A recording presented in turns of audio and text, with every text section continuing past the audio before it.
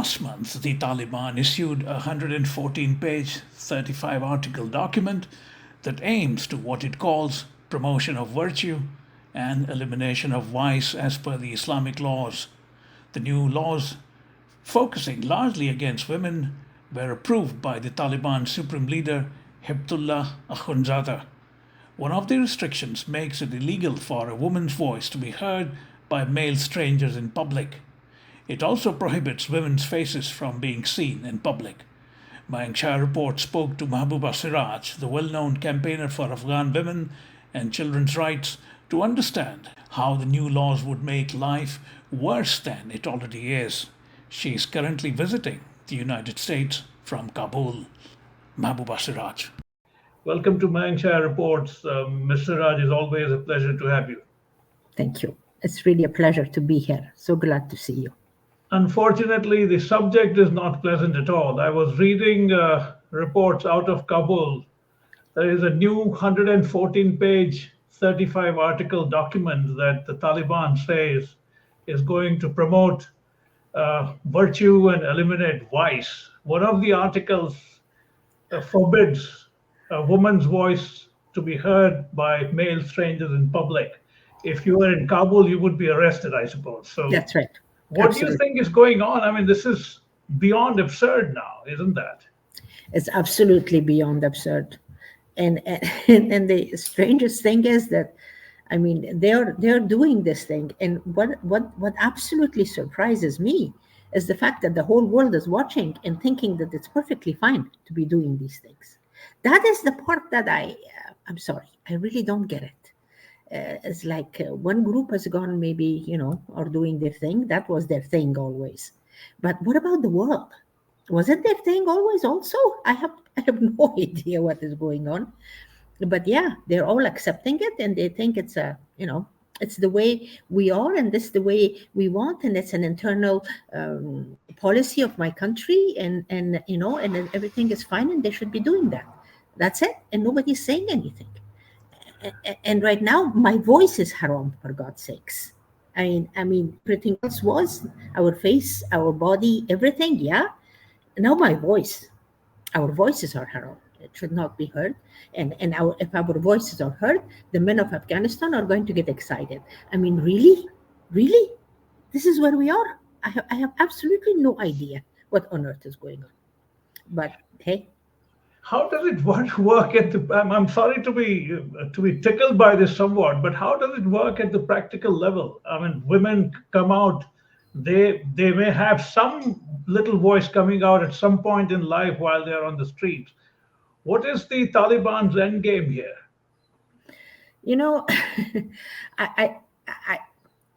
As much as you like, I don't know what they mean. Actually, what they're trying to say or they're trying to do, I believe, is really to stop the voices of women when it comes to for them to maybe talk about problems, maybe raise their voices about it, maybe complain about it, because there's tons of things to be complaining about, especially when it comes to women in Afghanistan. They have taken away everything from us. So, I mean, of course, our voices are going to be raised at some point, and they just wanna put a stop to that. So if that voice is raised, then it's going to be considered as a crime, literally, and not in the eyes of God, but which they are representing, Allah now, and they are doing that. And of course, they know better than anybody else. So yeah. And even, and the government now or whoever is in charge, they can have it as an excuse to put these women behind behind bars, or beat them up, or I don't know what to do with them. So that is the name of the game. It's just a control. It's a control thing all over again. And even with on the voices of the women, because there was nothing else they could control. The women, they said, hijab, we all wore a hijab. They said to be, covered up, we all were covered up. So, we did all of those things. But the only thing that we didn't do was that, that we would talk once in a while, or once in a while raise our voices, or maybe talk in our family, or with a raised voice, or whatever. And they had to stop that too. So that's what it is. What kind of a man is Hibatullah Akhundzada? I mean, the Taliban leader who is issuing these decrees. Mr. Chaya, the other day I was really thinking about this. And I was thinking about the way this whole thing is. And I started, thinking that this must be another eyes and other hands and other thoughts and other heads involved in this. Because by doing something like this, what they are doing to Afghanistan, actually, uh, they are putting Afghanistan in a corner and keeping it away from the people a lot more than before. And it's a complete not acceptance of the people of Afghanistan, and for that matter, the de facto government or whoever is there. And I was thinking that this is the kind of a plan that the enemy of a country will do. Honestly, And it's not. who would And they that will be? give it as a suggestion, and these people will do it. Don't forget that I know I'm not maybe supposed to be like that, but I am. I always think of Pakistan and I always hold them, responsible for these things. I really do, I in see. one way or another, because they have their hands in everything. I saw them coming on the, 3 years ago when when the Taliban arrived in Kabul. The ISI person was in Kabul. I really did see the pictures. It's not that somebody is trying to fool me. No, they were there. They went to Kandahar. They went and talked to a lot of the people. A lot of things started to change after their visit. And, and the only one country that is sitting as our neighbor that can have their hands in all of this and kind of get some benefits out of it is Pakistan. And I do have a feeling, and I'm not saying anything. I don't have any kind of for sure anything in my hands to say they are doing this for sure. But it actually kept me awake in the middle of the night, and I started to think about it, and I said, "Wow, it must be something like that, because otherwise." Who would do something like this? Why do something like this? The rest of the Islamic world is absolutely they are so amazed by this, and at the same time some of them are really disgusted by the whole thing. But even Saudi Arabia, the home of absolutely oppressive Wahhabism, doesn't have that, right? No, I mean, even them, because it's not the country now that I see, is not the religion, is really the man, whoever is ruling it. Right. So now in Saudi Arabia, there is a man that looks at the world, and the future of the world and future of the women and future of Saudi Arabia and the world. So, he makes those decisions. And then there are men that they make these decisions, and there are other men in this world that they take advantage of it, and they push us into that corner of oblivion by the world. And we are all saying, we are thinking it's absolutely okay, which is absolutely not. But, How do you think this works in terms of its enforcement beyond Kabul? Because I wonder whether the Taliban really runs across the country. I doubt well, seriously. yeah, but the thing is, the interesting part is that they are starting all of this, putting it into practice outside of Kabul, in the provinces I outside see. first. Yeah. That is what they always do. Now they don't come up and start implementing something straight in Kabul. They go and start implementing it in the provinces, and then they come to Kabul. Oh, So I it see. hasn't That's an really got. interesting point. Sorry. That's an interesting point that Yeah, they yeah. bring it from province to Kabul. Absolutely. They did this thing in the beginning when they came to Kabul. They started from the provinces, and they saw the fact that how successful they were. And I mean, 3 years ago, I'm talking about Right. in 2021. So that success, and they got the idea that the best way is really to start implementing it first in the provinces and then come to Kabul. I see. You came to the U.S. on this visit about 3 weeks ago, I believe. I So think, you, yeah, I think it's about that time. yeah. Yeah, that much. So you're fairly well versed with what's been going on for the last nearly 3 years since the Taliban has been in charge. Exactly what do you think? Where do you think Afghanistan is headed now? Disaster. no matter how much I think, I don't know. It's like from one darkness we get into another darkness, and then from that darkness we get into another darkness. So it's getting to be the most. I'm sorry to say that, but I'm finding it absolutely ridiculous. Uh, I don't. Who is supposed to be now? Of course, they don't want to hear my voice at all, because I was going to have a talk with a few of them and really try to talk to them and see, if there is anything we can come up with, some kind of a agreement, talking about the future of this country. The future of Afghanistan is not for Afghanistan to go backwards, every 10 years, 10 years, 10 years, and every single one of these and announcements that are coming out from Kandahar, that they are taking us backwards. This is not the way to go. This is not the way to be in the world. The world is going forward, and we really have to take our part in it. And I was going to have a talk with a few of them, and maybe, but now, my voice is absolutely, they can't hear my voice. So, and that's considered, as I said, it's a crime. It's a sin. So there you are, So I don't even know what to say to them. And we have to talk. We have to sit Right. down and talk. I'm still a believer that if we do talk, there is a possibility of maybe putting some kind of a sense and really coming up with something that might be agreeable to both sides. But While you're here, do you ever make any outreach to Washington, the State Department, or anyone else at all? you know, Mr. Chaya, I am kind of I should say that, and I'm saying it here. Um, I am I'm very disappointed. I'm very disappointed at the world in general, and especially United States and the State Department and all of that. I am, and especially now, because of the just before the election, Right. nobody's going to hear what I have to say. They really don't care. But even before that, and I don't know after what is going to be happening, um, I hope that the United States, starts really listening to some people, to somebody, to some ideas from inside Afghanistan, and really put that into practice properly, and not doing it like the way they are doing it right now, which is really talking from both corners of their mouth, and that is not right at all.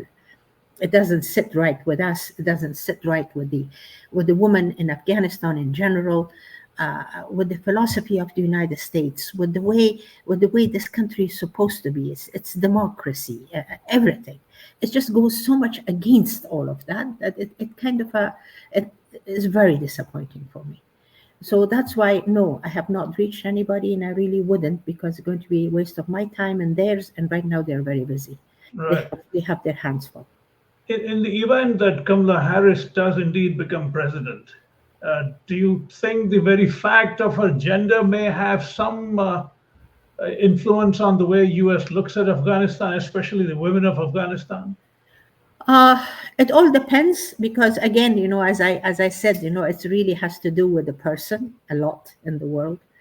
Uh, um, I don't know what kind of a person really she is. I mean, I'm glad she's running right now, but I don't know Kamala Harris very much, her personality and what she stands for, because so far she has always been she's been the vice president. So whenever the president said, she had to say yes, because that's the job of Right. vice president. I know that.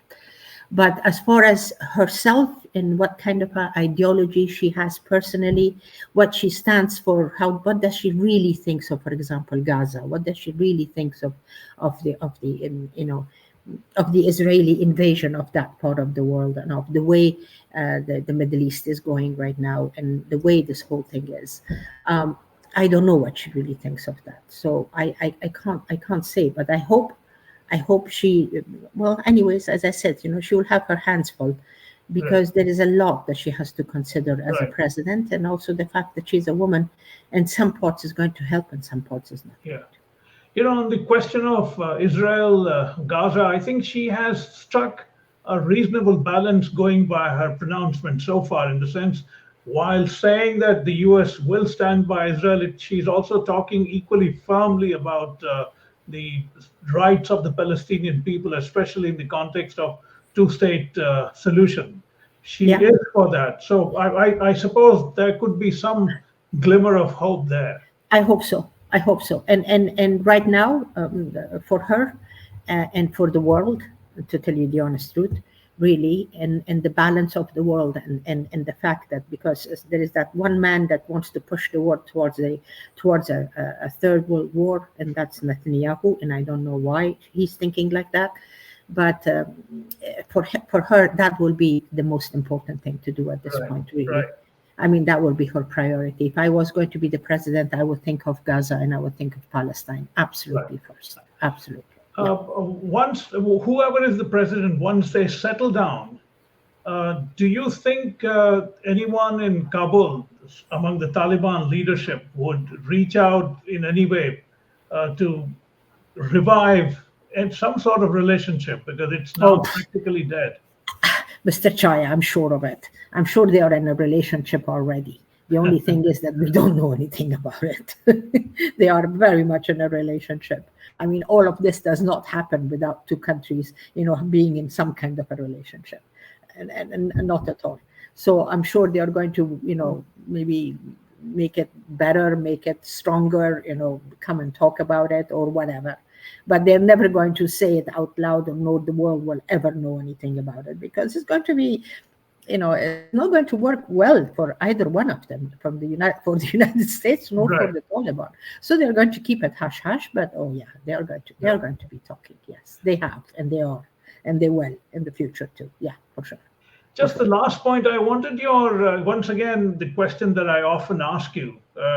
What is life like in Kabul? Describe a day when you step out on the streets. What exactly is going on in Kabul? I think I've told you this before also. Yeah, Life in Kabul is not that horrible that you come in and you see terrible things happening. No, it's not. It's not like that. It's really it can be very calm and very quiet. I mean, you don't hear the. There is one thing that I do miss is the sound of music from the streets, and which is that was banned now. always going on. I really miss that, and that's not happening. But it's okay. After a while you get used to it.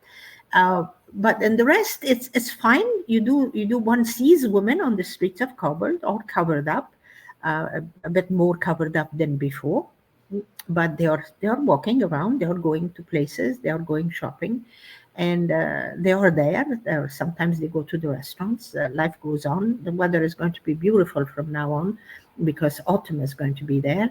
We Right. had a very hot summer, so no, it's normal, looks normal. Everything looks normal, but it's not normal, because Right. that whatever is going on there, that's the part I cannot explain, because everybody comes and says, everything is fine. No, everything is not fine. It cannot be fine. If you have put half of the population of a country in that kind of a predicament, it's not fine. It's Absolutely. just not fine. The only thing is that nobody can really see it, no feel it the way we do, because we are smack in the middle of it, and we feel it differently, because I feel it differently, and so is my daughters and my girls and every woman in Afghanistan. Yeah. So that's why the difference is there. But otherwise, life in general goes on as life goes on in general. It's Right. like, yeah, And any finally, country in the East kind of a thing. yeah. And finally, your broad thoughts on Afghanistan's economy, because there has been so much talk about destitution and poverty having grown enormously. What's the scene now? Well, that's the thing. The economy should be right now our number one priority to work on. Even the situation of, I even want to approach the women situation in Afghanistan, what is going on against them, from the point of view of economy. If we could get that going, at least that Right. would be something. That would be a step forward towards positivity, because that will bring about jobs, that will bring about hope, that will bring that will change. That will start another wheel turning in that country, which makes all the difference. That's the way the world goes. So if we could do that, if we could put the kind of attention and pressure in that area, I do believe that might be our success in a way. So I'm hoping to start really putting the whole attention on that. I am working with my women on that area right now. Even though I don't have much of a choice, that's the thing. Even from the economy point of view, we don't have a whole lot of a choice. I mean, how many of the hand embroidery can we do? How many of these things can we do? We have to be able to get involved in other things for the women in order for women to start, moving ahead and being involved in the economy of the country. But it doesn't matter as long as there is it's a place to start. I'll take that, and then we go forward with it to see what happens afterwards. On that note, Ms. Seraj, I want to thank you again for your time. You're always generous to me, and I greatly appreciate it. Thank you so much, Mr. Chhaya. I am so happy to see you. Likewise. Likewise. Absolutely wonderful.